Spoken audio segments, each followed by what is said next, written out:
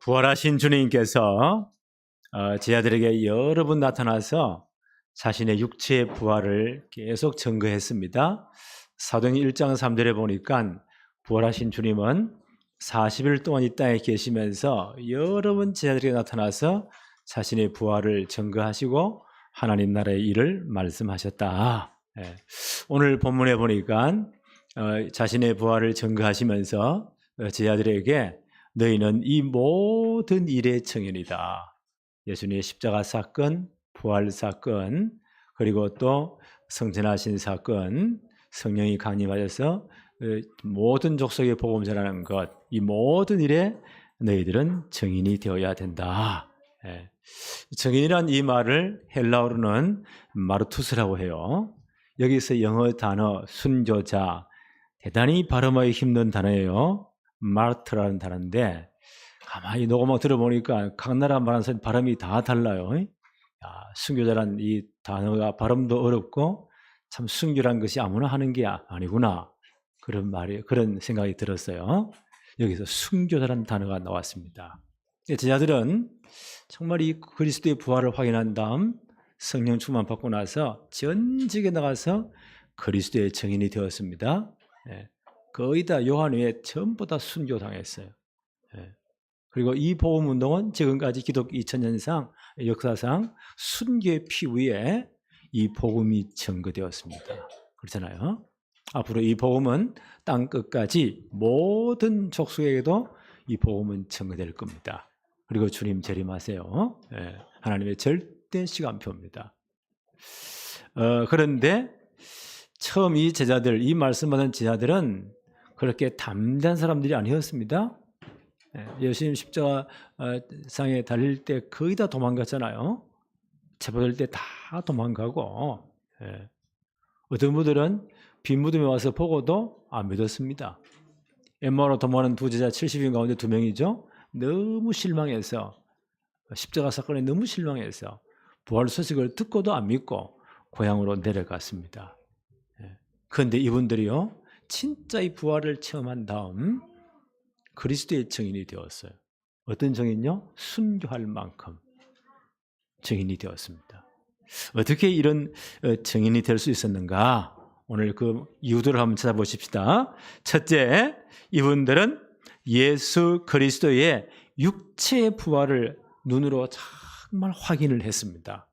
본문 말씀 볼까요? 누가복음 24장 36절 37절입니다.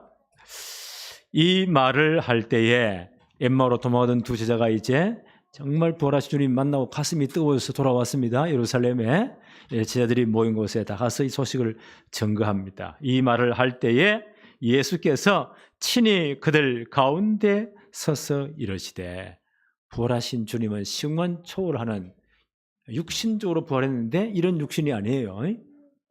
그래서 어떻게 표현이 안 돼요.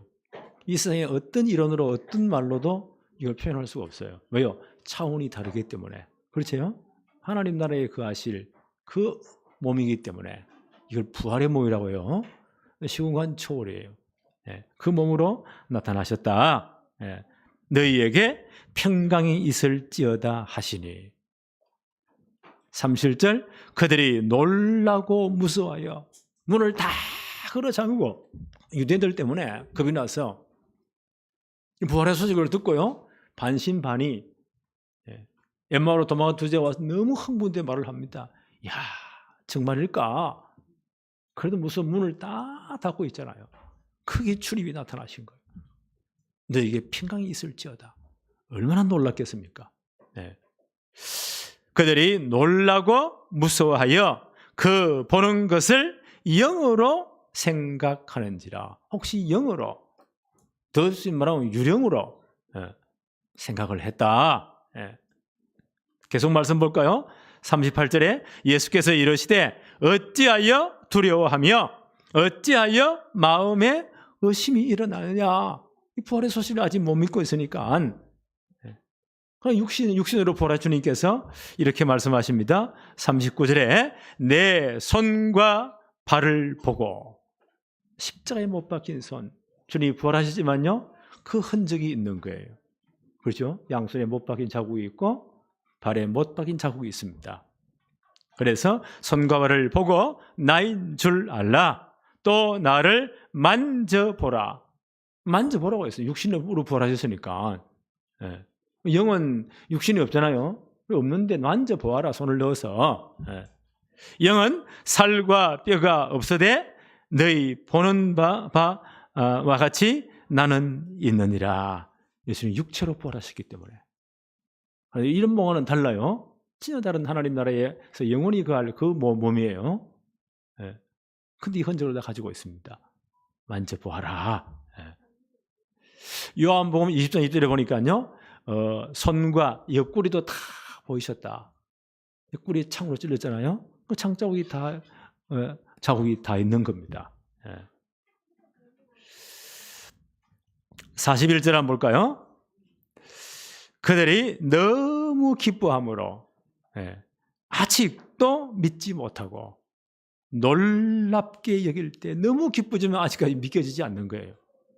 놀랍게 여길 때에 이러시되 여기 무슨 먹을 것이 있느냐 하시니 당신이 육체로 부활했던 증가하기 위해서 먹을 게 있느냐.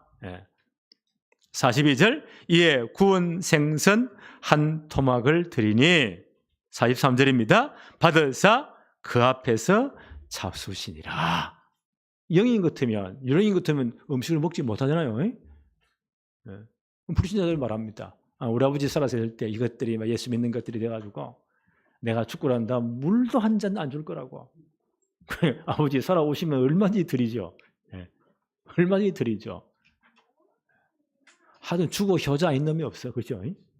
상 때려 뿌리쳐 놨다. 와서 먹고 갑니까? 귀신은 그 사단이 속이는 거예요. 다 귀신 장난입니다. 그러니 영은 귀신은 먹지 못합니다. 그런데 예수님은 그걸 생선을 받으셨어요. 받으셔서 그 앞에서 잡수시니라.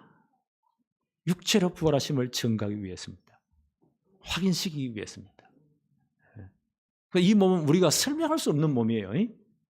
그래서 설명이 안 되니까 신령한 몸. 이 모든 시공간의 제약을 초월하는 그 몸. 그 몸으로 부활하셨다. 그 예수님 가장 가까이에서 예수님을 보고 느끼고 품에 안기고 가장 그렇게 한 그 제자가 사도 요한입니다. 10대 청소년 때 부름받았으니까. 여러분 최후의 만찬 보셨죠? 마지막 최후의 만찬 때 유대인들은 비스듬히 이렇게 해서 음식을 먹는데 예수님 옆자리에서 아주 태도가 불량하게 예수님 품에다 거의 반 기대가지고 음식을 잡수는 한 제자가 있어요. 그 양반 이름이 누굴까요? 사도 요한이에요. 예수님을 가장 가까이 체험했던 분. 그분이 요한 1서 1장 1절에 이런 표현을 합니다. 태초로부터 있는 생명의 말씀에 관하여는 예수님은 태초로부터 말씀을 하신 하나님이십니다. 그 말씀이 육신이 이 땅에 오셨잖아요. 그리고 우리의 모든 죄와 저주를 해결해서 십자가에 지셨잖아요. 그리고 이분이 그리스도란 증거로 사흘 만에 부활하셨잖아요. 그리고 승천하셨습니다. 이 복음이 다 청된다면 주님 이 땅에 다시 재림하실 거예요. 그 그리스도에 관해서 우리가 들은 바요, 눈으로 본 바요, 자세히 보고 우리 손으로 만진 바 되었다. 요한이 증거하는 겁니다. 내가 부활하신 주님을 직접 보았고 음성을 들었고 손으로 나는 만져보았다. 주님은 육체로 부활하셨습니다. 그 주님의 이 부활은요, 굉장한 의미가 있어요. 굉장한 의미가 있어요. 바울은 이렇게 말합니다. 고린도전서 15장 20절에 그러나 이제 그리스도께서 죽은 자 가운데서 다시 살아나사 잠자는 자들의 첫 열매가 되었다. 모델 케이스가 되었다. 성경은 죽음을 잠으로 표현해요. 저는 어제 한 12시 넘어가 잤어요. 눈이 딱 깨보니까 다시 반 조금 넘었어요. 근데 그 중간에 한 번도 깨지 않고 푹 잤기 때문에 금방 눈 감았는데 금방 일어난 것 같아요. 건강한 사람은 그렇죠. 피곤할 때 잠자면 푹 자고 나면 눈을 뜬단 말이에요. 그런데 금방 눈 가운데 일어난 것 같이 성경은 죽음을 그렇게 표현했어요. 마지막 날 우리가 주님 부활할 때 금방 우리가 죽어서 내 다전히 흙으로 돌아갔는데 그 순간 우리는 기억을 못해요. 주님 재림할 그날 영광스러운 몸으로 부활할 거예요. 흙으로 다 돌아갔지만 하나님의 능력으로 영광스러운 몸으로 부활할 거예요.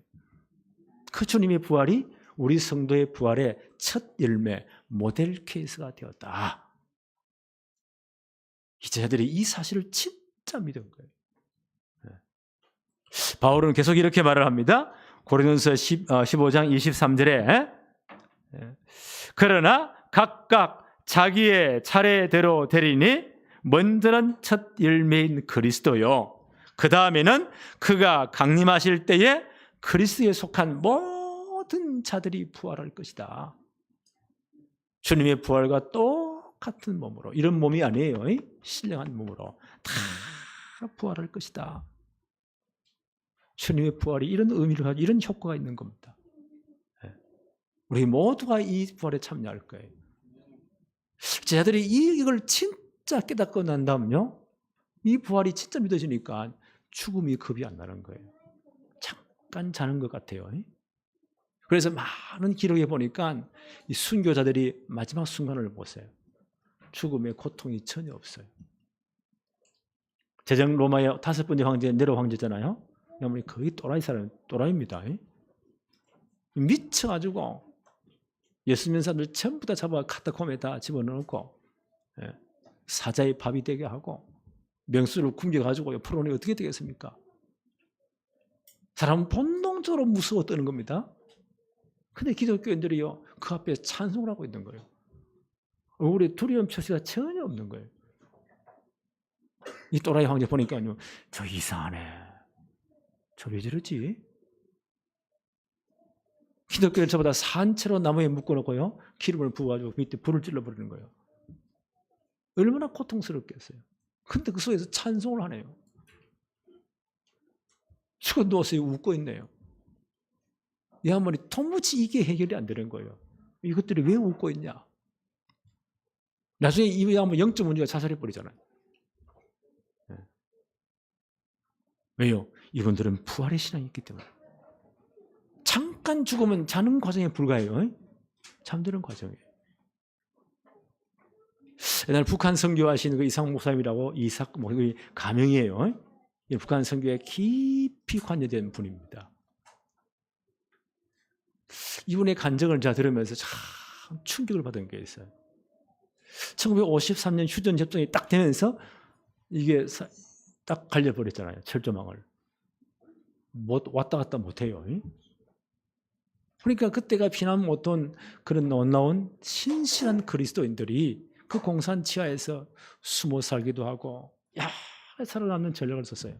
어떤 분들은요, 이 황해도 신의주에서 평양까지 고속도로 따는 그 가운데 산 밑에 자연 동굴에다가 한 100가정이 목사님과 함께 한 10대 명이 그 동굴에 숨어 사는 겁니다. 낮에는 숨고 밤에만 움직이고. 근데 그 위를요, 이 고속도로를, 이 도로를 닦는데 불도저가 밀고 하는데 동굴이니까 이게 툭 떨어져 버렸다 그래요. 이 그냥 운동회하고 이상한 동굴이에요. 조사해보니 그 안에요, 기독교인들이 10대 명이 숨어 딱 있는 거예요. 이 공산주의 이 사람들이 가만두겠어요? 이 반동 분자들 다 잡아내놓고는 동네 사람이 싹 다 모여 한 몇천 명이 모였대요. 공개 재판을 하는 거예요. 그러니까 1953년 휴전되면서 딱 갈리셨잖아요. 1976년이니까 23년이 지나갔잖아요. 옛날 사건이에요. 20년 그들이 숨어 사는 겁니다. 그 가운데 결혼한 분도 있고 아이 둘이 있는 겁니다. 10살, 8살. 공개 재판에 전체를 모아놓고 다 죽이는데 가장 이제 아이들부터 10살 부는 놈부터 목을 매달아 죽여 딱 목을 오랏줄을 매놓고 딱 써가지고 아이가 아무리 아이라도 보세요. 목에 줄이 걸려 얼마나 겁이 나겠어요. 이 아이가 엄마 하고 부르짖는 겁니다. 얼마나 애착이 들립니까? 또 엄마 하면서 이러는 거예요. 집행하는 사람이요. 이 아이 애미가 누구야? 엄마가 일어서는 거예요. 그 말이 대단합니다. 아무개야, 우리가 다 천국 가는데 무엇이 두렵냐? 평소에 고백한 신앙대로 하나님 나라에서 만나자. 울음을 뚝 그치면서요. 엄마 죄송해요. 천국에서 만나요. 그러니까 이 집회하는 이 사람이 내리받쳐가지고 그 사람을 탁 차버리니까요. 그냥 탁탁 목에 걸리잖아요. 혀가 빠지고 눈알이 튀어나오고 이 아이가 죽었어요. 사람들이 저는 공포에 질리겠죠. 예수 믿는 다 이래 되는 거야. 8살 먹는 아이를 다시 또 불러가지고 요놈을 단두에 딱 세웠어요. 나는 그게 성령의 은혜라고 생각해요. 얘가 생글생글 웃는 거예요. 본능적으로 형이 죽으면 얘가 두려워 떨어야 되는데 웃고 있는 거예요. 목에 줄을 걸었어요. 그 집행하는 사람을 보고 아저씨 나를 죽일 거잖아요. 그래 너도 죽어. 근데요 나는 예수 그리스도를 믿어요. 우리는 부활해요. 그래 나는 아저씨를 사랑해요. 집행하는 놈이 정신이 혼미해서 부르는 거예요. 한 명을 다 책임을 다합니다. 마지막 몇 사람 목사님이 몇 분이 남았는데요. 이 반동문자들은 총알이 아깝다고. 아예 불도저 있잖아요. 이걸 사람들 눕혀놓고 그걸로 잘 깔아 죽이는 거예요. 그런데 그들이 그 죽음의 공포 앞에 다 찬송을 부르고 있는 거예요. 내 구주 예수를 더욱 사랑. 그 찬송이 부르는 사이에 그 불도저 지나가니까 한 분 한 분이요 깔려 죽는데 멀리서도 창에서 이 터지는 소리가 뻥뻥 났다고 합니다. 그 사실을 본 탈북자가 와서 증언한 내용입니다. 그게 깡다구겠습니까? 정신이 미친 겁니까? 그분들이 이 부활의 소망이 있기 때문에 이 죽음에 가장 잠깐 잠자는 게 불가해요. 그렇죠? 출임체림하는 순간 영광스러운 몸으로 다 부활할 거예요. 아마 그들이 당한 그런 고통, 고난 당한 흔적들이 다 있을 거예요. 네.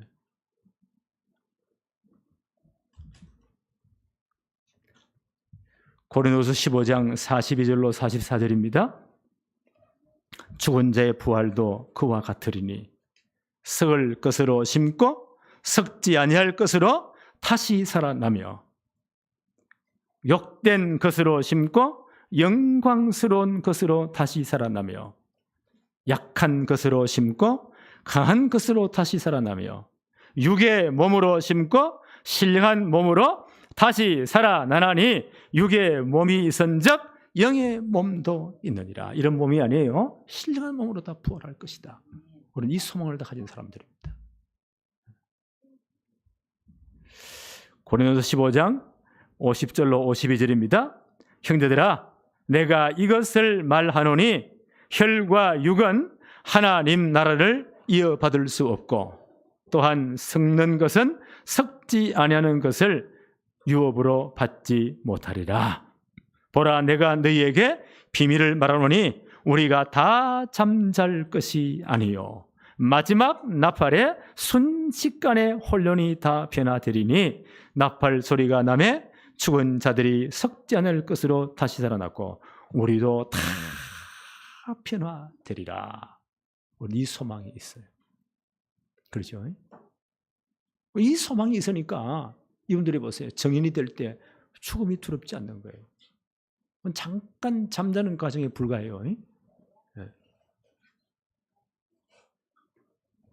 두 번째, 이분들은 성경 말씀으로 예수님의 십자가 부활의 당위성을 확인했기 때문입니다. 말씀으로 진짜 주님의 십자가 사건, 부활 사건의 당위성을 진짜 확인했기 때문입니다. 오늘 누가복음 24장 44절입니다. 또 이르시되 내가 너희와 함께 있을 때에 너희에게 말한 바 곧 모세의 율법과 선지자의 글과 시편에 나를 가르쳐 기록된 모든 모든 것이 이루어져야 하리라 한 말이 이것이라 하시고. 그렇지요. 구약 성경 전체에 예수님이 이 땅에 오실 것이다. 여자의 후손으로 그리스도로 오실 것이다. 그러니까 모든 인류의 하나님 백성들의 죄를 다 걸머지고 십자가 지실 것이다. 그분이 그리스도라는 증거로 사흘 만에 살아날 것이다. 이 모든 것이 성경의 핵심이 바로 이 사건이다. 예수님은 계속 이 말씀하셨거든요. 오늘 부활 사건 몇 주 전에 예루살렘 올라오실 때 누가복음 18장 31, 34절입니다. 예수님 이 말씀하셨습니다. 인자가 예루살렘 올라갈 것이다. 장로들과 서기관들과 이 모든 제사장들에 대해 체포당할 것이다. 그리고 십자가에 죽을 것이다. 그러나 사흘 만에 살아날 것이다. 근데 이 말을 듣고도요, 제자들은 눈이 가려가지고 하나님 말씀을 제대로 깨닫지가 못했습니다. 말씀이 감추었습니다. 근데 오늘 말씀 보세요. 구약성에 기록된 모든 것이 나를 향한 이 사건이다. 기록된 것이다. 그러면서 46절입니다. 이에 그들의 마음을 열어 뭘요? 성경을 깨닫게 하셨다. 주님, 부활하신 주님 보세요. 그 제자들의 마음을 열어서 하나님의 말씀, 성경을 깨닫게 하신 겁니다. 이건 아무나 깨닫는 게 아니에요. 구원받은 자들만이 하나님 말씀을 깨달을 수가 있어요. 부활하신 주님이 그 제자들에게 마음문을 열어서 하나님 말씀을 깨닫게 하셨다. 지금 이 역할을 누가 하고 계시죠? 성령께서 우리 속에 와 계시면서 말씀을 깨닫게 하시고 생각나게 하십니다. 요한복음 14장 16절 17절입니다. 내가 아버지께 구하겠으니 그가 또 다른 보혜사는 성령님이십니다. 보혜사를 너희에게 주사 영원토록 너희와 함께 있게 하실 것이다. 그는 진리의 영이시다. 그러면서 요한복음 14장 26절에 보혜사 곧 아버지께서 내 이름으로 보내실 성령, 그가 너희에게 모든 것을 가르치고 내가 너희에게 말한 모든 것을 생각나게 하실 것이다. 지금 성령께서 우리 속에 와 계시면서 어떻게 해야 돼요? 말씀을 깨닫게 하시고 생각나게 하시고 가르치십니다. 그래서 정말 말씀을 들을 때 진짜 은혜를 받도록 기도해야 돼요. 오늘 성령께서 말씀을 잘 깨닫도록 역사해 주세요. 부활하신 주님이요, 제자들의 마음을 열어서 하나님 말씀을 깨닫게 하셨습니다. 지금 성령께서 우리의 이 일을 하시는 겁니다. 그래서 우리가 말씀 듣는 게 굉장히 중요해요. 어떤 면에서 목사는요, 예배가 다 중요하지만 하나님 말씀 증거하는 일에 생을 딱 걸어야 돼요. 하나님 말씀을 주로 증거해야 돼요. 무슨 재미있는 세상 이야기, 무슨 예화 중심으로 그게 아니에요. 살아있는 하나님 말씀을 잘 증거해야 됩니다.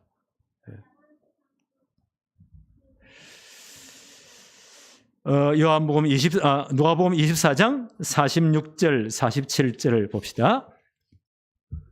이에 그들의 마음을 열어 성경을 깨닫게 하시고 46절 또 이르시되 이같이 그리스도가 고난을 받고 제3일에 죽은 자 가운데서 살아날 것과 47절 또 그의 이름으로 죄 사함을 받게 하는 회개가 예루살렘에서 시작하여 모든 족속에게 전파될 것이 기록되었다. 성경 전체 핵심입니다.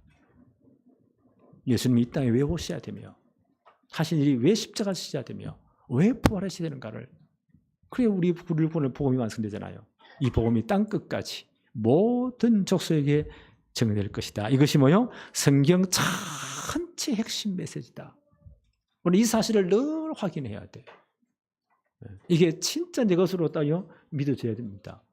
각인돼야 돼요. 그래서 우리 말씀을 늘 드려야 돼요. 바울은 뭐라고 말했죠? 로마서 10장 17절에 믿음은 들음에서, 들음은 그리스도의 말씀으로 말미암으니라. 말씀 듣는 게 진짜 중요합니다. 이 말씀대로요, 주님은 십자가에서 모든 문제를 끝냈고 부활하셔서 우리를 구원할 복음이 완성되었습니다. 지금 성천에서 우리를 그할 처소를 준비하고 계세요. 이 복음은 땅 끝까지 모든 족속에 다 증거될 겁니다. 그러면 주님은 다시 재림할 겁니다. 마태 24장 14절. 그렇죠? 이 복음이 땅 끝까지 모든 족속에 증거된 다음 주님은 재림할 것이다. 하나님의 절대 시간표입니다. 그래서 이 하나님의 절대 계획 속에 우리를 증인으로 부르신 겁니다. 48절에 너희는 이 모든 일의 증인이다. 하나님 우리를 이 모든 일의 증인으로 부르셨습니다.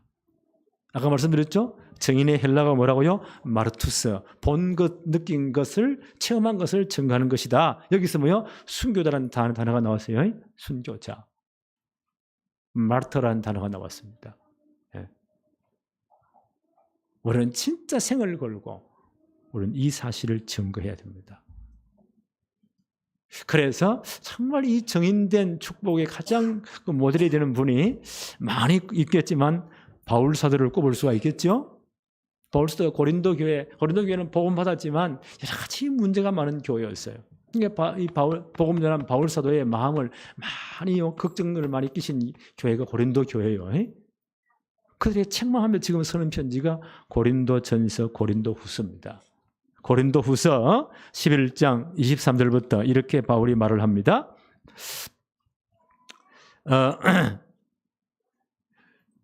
그들이 그리스도의 일꾼이냐? 정신없는 말을 이 애를 먹이는 사람이 꽤 많았던가 봐요. 정신없는 말을 하거니와 나는 더욱 그러하도다. 내가 수고를 넘치도록 하고 옥에 갇히기도 더 많이 하고 복음 때문에 그래서요. 매도 수없이 맞고 여러 번 죽을 뻔하였으니 유대인들에게 40에 하나 감한 매를 5번이나 맞았으며 이건요. 그 당시 유대법에 의하면 그 악한 하나님을 모독한 죄인들을 잡아다가 재판을 해서 벌을 줄 때요. 우통을 다 벗겨놓고 나무에 손을 뒤로 묶어놓고는요. 가죽으로 만든 아주 튼튼한 몽둥이 같은 거예요. 그 물을 뿌렸다 어떻게 되겠습니까? 40을 때리면 죽는데요. 이게 40에 하나 가면 39을 때린다는 거예요. 약한 분들은 거의요 39을 맞기 전에 죽는 사람도 있습니다. 뭐 때문에요? 예수 그리스도의 십자가 부활의 증거 때문에, 증인 때문에. 이런 형벌을 40에 하나 감한 매를 몇 번요? 5번이나 맞았습니다. 자, 어떤 사람 여기에다 손들 겁니다. 그런데 바울이 한 푼도 굽힌 적이 없습니다. 그리스도의 부활이 정말 사실이기 때문에, 진짜 봤기 때문에. 하나님의 기록된 말씀으로요, 진짜 확인했기 때문에. 또 계속 말을 해요. 3번 태장으로 맞았고, 채찍질입니다. 로마인들이 가는 형벌이에요. 채찍 끝에다가 쇠조각이나 이런 걸 달아가지고 판마가 땡겨버리면 살점이 다 뜯겨 나간다고 해요. 이 형벌을 3번이나 맞았고, 1번 돌로 맞고 3번 파선하고 일주야를 깊은 바다에서 지냈으며 여러 번 여행해서 강의 위험과 강도의 위험과 동족의 위험과 이방인의 위험과 시내의 위험과 광야의 위험과 바다의 위험과 거짓 형제 중의 위험을 당하고 또 수고하며 애쓰고 여러 번 자지 못하고 줄이고 목마르고 여러 번 굶고 춥고 헐벗었노라. 자, 바울이 1차지 3천도 하면서 당한 이 모든 고난입니다. 그래서 바울은요, 갈라디아서 6장 10절에 더 이상 나를 괴롭게 하지 말아라, 성도들아. 내 몸에 예수의 흔적을 가졌느니라. 그런데 바울이 한 번도 굴하지 않습니다. 왜요? 부활하신 주님을 진짜 봤기 때문에. 하나님의 말씀에서 십자가 부활의 당위성을 진짜 확인했기 때문에, 복음을 정말 기다렸기 때문에 오늘 이 축복이 우리 모든 성도에 있기를 바랍니다. 왜 이들이 정말 생을고 정인이 되었습니까? 3번째, 약속하신 성령의 능력을 받았기 때문입니다. 오늘 본문 말씀 20장 49절입니다. 볼지어다 내가 내 아버지께 약속하신 것을 너희에게 보내리니 너희는 위로부터 능력으로 입혀질 때까지 이 성에 머물라 하시니라. 부활하신 주님이 마지막 말씀하시는 십자가상에 이 모종 해결하시고요. 부활하신 주님은 40일 동안 이 땅에 여러 번 나타나시며 제자들에게 말씀하셨죠. 그리고 마지막 중요한 부탁이에요. 위로부터 능력이 임할 때까지 이 성에 머물러라. 이미 요엘서 2장 28, 29절에 약속했잖아요. 마지막 때에 남녀가 이정에 성령을 물붓듯이 부어주겠다. 예. 이 사실을 사도행전 1장 3절 5절에 누가는 이렇게도 기록합니다. 부활하신 주님은 40일 동안 살아 이 땅에 계시면서 자신의 부활의 모습을 확실하게 증거했다. 여러 번 증거했다. 예. 그러면서 이 성을 떠나지 말고 머물라. 아버지의 약속하신 성령을 기다리라. 너희는 몇 날이 못 되어 성령으로 세례받을 것이다. 그러면서 사도행 1장 8절에 중요한 약속을 하셨습니다. 예. 오직 성령이 너희에게 임하시면 너희가 권능을 받고 예루살렘, 온 유대, 사마리아 땅 끝까지 이르러서 내 증인이 될 것이다. 이 약속을 하셨습니다. 의자를 딱 붙여본 거예요. 그리고 이분들이 감난산에 돌아와서 마가다라방에 다 모였습니다. 사도행전 1장 12절 15절입니다. 한 120명이 모였다고 했죠. 이 언약 붙잡고 더불어 마음을 같이하여 전혀 기도에 힘쓰니라. 부활하신 후 40일 지나서요. 언약 붙잡고 마가다라 모여서 더불어 마음으로 진짜 기도했어요. 사도행전 2장 1절로 보니까 오순절 날이 이미 이름에 열흘 지나갔습니다. 그럼 오순절 날이죠. 그들이 기도하는 가운데 약속하신 성령이 역사하신 거예요.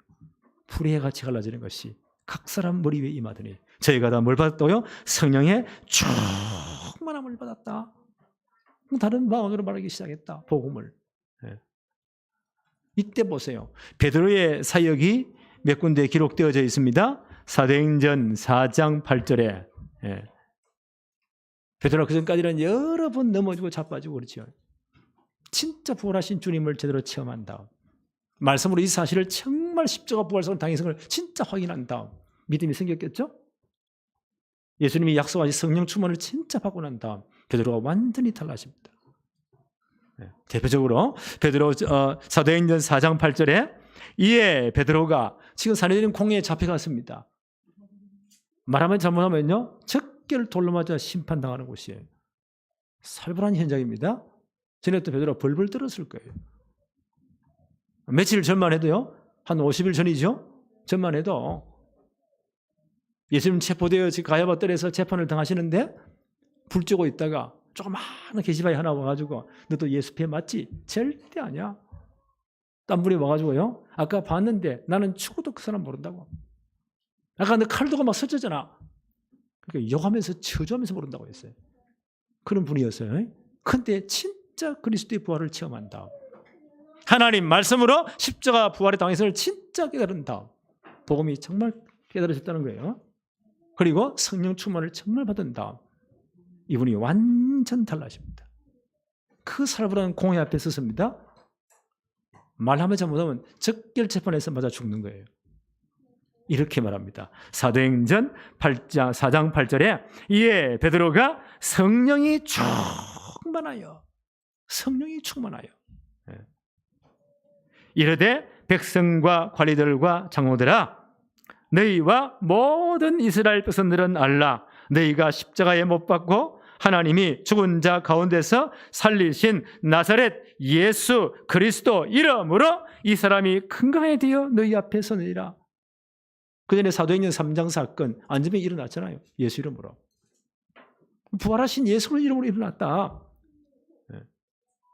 그러니 과연 십자가에서 모든 문제를 끝내시고 부활하셨다. 주와 그리스도가 되셨다. 그래서 다른 이름이 절대 없다. 사도행전 4장 12절에 다른 이로서는 구원을 받을 수 없나니 천하 사람 중에 구원받을 만한 다른 이름을 우리에게 주신 적이 없지 않느냐. 성령 충만한 베드로 완전 사역이 달라집니다. 사도행전 7장에 보니까 스데반 집사님의 순교 사건이 나오죠. 이분은 7 집사님 가운데 한 분이에요. 평신도예요. 그런데 이분이 보세요. 예수님의 십자가 부활을 증거하니까요. 이 사내들인 공회가 불러가지고 재판을 하는 겁니다. 지금 꼬투리 잡아가지고요 스데반을 돌로 쳐 죽이는 그 재판 현장이에요. 근데 성경이 이렇게 기록합니다. 사도행전 7장 55절에 스데반이 성령이 충만하여 이 복음을 다 전가한다고. 신 돌로 맞아 지금 순교하는 직전입니다. 스데반이 보세요. 성령이 충만하여 하늘을 우러러 주목하고 영안이 열린 거예요. 하나님 보좌가 보이는 겁니다. 그 우편에 부활하신 주님이 앉아 계시는지요? 서 계시는 것을 스데반을 응원하는 모습을 봅니다. 보세요. 그러니까 이 엄청난 광야 뭐예요? 유대인들이 너무너무 이를 갈면서 돌을 던져가지고 스데반을 죽이잖아요. 스데반의 모습이 해와 같이 얼굴이 빛났더라. 죽음의 공포가 전혀 없는 거예요. 마지막 기도하죠. 하나님 저들의 죄를 용서해 주십시오. 저들이 하는 것을 알지 못합니다. 성령이 충만하여. 이게 초대교회 성도들이었어요. 진짜 부활하신 주님을 봤잖아요. 말씀을 통해 복음을 정말 확인하고 가게 되었잖아요. 그리고 성령 충만 받았잖아요. 사도행전 9장에 보니까 바울이라는 사람이 나오죠. 유대인 이름은 사울. 대단한 사람입니다. 그 당시 아마 똑똑하기로 이 사람을 따라갈 사람이 없습니다. 이분이 잘못 깨달았어요. 이 갈릴리 수인 저 엉터리 같은 것들, 수준 같은 것들이 예루살렘 돌아다니면서 예수는 그리스도, 그분이 부활하셨고 무슨 쓸데없는 소리냐. 저런 수준자된 것들을 싹 잡아 죽이는 것이 하나님 사랑하는 것이다. 잘못 깨달은 거예요. 이래가지고 살레있는 공회에서 체포영장 받아가지고 전 예루살렘 집을 수색해가지고요 예수들 다 잡아오게 가두었어요. 저 다메섹이라는 동네에도 예수 애들이 있다. 열받친 거예요. 살레있는 공회 가서 체포영장 받아가지고 군인들 앞서서 지금 잡으러 달려가고 있는 겁니다. 이걸 누가 맡겼어요? 그때 다메섹에 있는 성도들이 이 소식을 들었겠죠. 얼마나 기도했을까요? 하나님 역사해 달라고. 이런 사람은 하나님이 직접 손을 봐야 돼요. 그래서 기도해야 돼요. 성경에 하나님이 직접 나타나는 전도한 분들이 꽤 많아요. 하나님이 직접 손 본 사람인데 이분이 대표적인 분입니다. 부활하신 주님이 그 길에 강한 빛으로 나타나신 겁니다. 그 영광 앞에 그냥 말에서 떨어지는 겁니다. 무릎 꿇을 정도 아니에요? 벌벌 킵니다. 그때 그 볼 수 없는 음성이 들려오는 거예요. 사울아, 사울아, 너가 왜 나를 핍박하느냐. 이분이 본동적으로 압도되어서 그 앞에 주님 누구십니까? 나는 너가 그렇게 미워하는, 그렇게 부정하는 예수니라. 나는 십자가 지었고 너와 보는 것 같이 부활했느니라. 그 한마디에 말 앞에요. 이 사람의 모든 의문이, 이 구약에 대한 박사 아닙니까? 전체 깨뚫어지는 거예요. 이분이 구약성에 전체 예언된 그리스도시구나. 창세기 3장 15절의 주인공 이사야 후손이시구나. 십자가에서 모든 문제가 끝났구나. 이분이 그리스도로 부활하셨구나. 진짜 깨달아진 거예요. 이제 사람들에 끌려서 직가라는 거리에 가서 사흘 동안 물도 먹지 않고 밥도 먹지 않고 금식하며 회개합니다. 딱 하나는 이렇게 만들어 놓고요. 고성에 누가 있다고요? 아나니아라는 제자가 있습니다. 신실한 일꾼이 있는 거예요. 주님 말씀하십니다. 내가 그놈을 완전 손봐 놓았다. 하나님 손보면 완벽해요. 그러니까 여러분 절대 실망하지 마세요.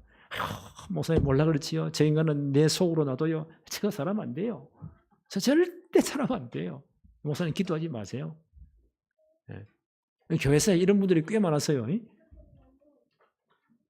그런데 보세요. 그분을 정말 기도하는 분이 있단 말이에요.